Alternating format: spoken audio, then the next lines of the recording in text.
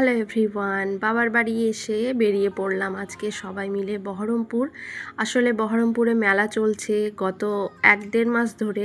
আমি ভাবছিলাম গিয়ে আমি দেখতে পাবো কিনা, কিন্তু ফাইনালি আমি পৌঁছতে পারলাম। আর মাত্র 2 দিন থাকবে, মানে 26 তারিখেই মেলা শেষ হয়ে যাবে। আর ঢুকে পড়লাম আমরা টিকিট কেটে মেলাতে। আর প্রথমেই ঢুকে জিনিসপত্রগুলো নজরে পড়লো, আর সেগুলো হচ্ছে এই যে ব্যাঙ্গেলসগুলো, এত সুন্দর সুন্দর। আর সব জিনিসগুলোই এত কিউট কিউট ছিল। এসব কানের যদিও আমি পরি না, বাট দেখতে ভাল লাগে। আর এই ব্যাঙ্গেলগুলো এবার মেলাতে নতুন দেখলাম, যদিও আমি পরি না, বাট দেখতে ভালো লাগছিল।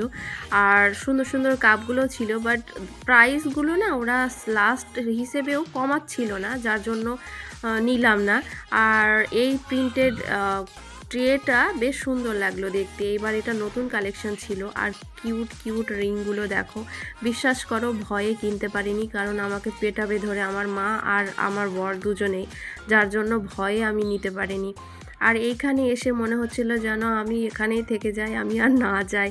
মানে এত সুন্দর সুন্দর জিনিসগুলো দেখতে, মানে আটকে গেছিলাম রীতিমতো। বাট সব কিছু তুলে নিয়ে আসা তো যায় না। আর এই কানেরগুলো ভালো লাগছিল, বাট এত দাম বলছিল। তারপরে আসলাম কার্পেটের এখানেও দাম ওরা মোটামুটি বলছিল, বাট আগে মেলাটা ঘুরে নিলাম, তারপরে ওখানে যাব ভাবলাম, যার জন্য আবার মেলার দিকে আসলাম। আর এইখানে কিছু ফুলও নিলাম। আর আমার বোন এই যে আমার 2 চাঙ্গু পাঙ্গুকে নিয়ে ব্যস্ত। তারপরে কার্পেটের দোকানে বুড়ো বুড়িতে বসে পড়েছিলাম, হাঁপিয়ে গেছিলাম রীতিমতো।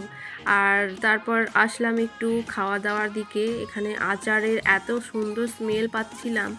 তারপর আয়াত একটু উঠলো ওর পুচকু একটা গাড়িতে, ভয় পাচ্ছিল যদিও, কিন্তু ফাইনালি ও কমপ্লিট করেছিল রাইডটা। আর আনায়া ভয় পাচ্ছিল বলে ওকে আর ওঠালাম না। তারপর যেটুকু মেলা ঘুরতে বাকি ছিল সেই দিকে চললাম আবার।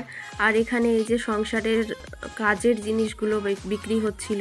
আর তারপর পুরো মেলাটা আরেকটু কভার করলাম। আর এই যে নাগরদোলনা, এটা ওঠে কারা বাবা, আমার তো দেখেই মাথা ঘুরছিল। আর তারপর আবার খাওয়া দাওয়া জায়গায় গেলাম আর খেলাম পাপড়ি চাট আর রোল, এইসব যা হয় মেলাতে টুকটাক খাওয়া দাওয়া সেরে আবার ফিরলাম বাড়ি। বাস স্ট্যান্ডে খেলাম আইসক্রিম। আর এই আমার শখের চুড়ি, কাশ্মীরি চুড়ি, আমি কি করে বাদ থাকি।